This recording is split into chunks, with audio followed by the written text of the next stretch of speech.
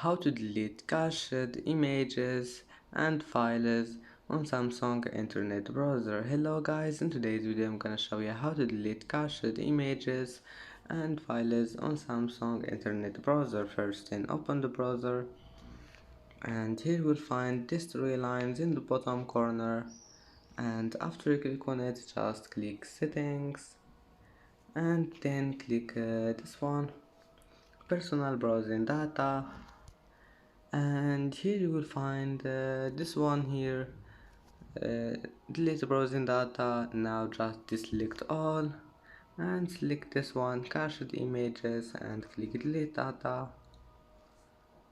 And that's it for today's video.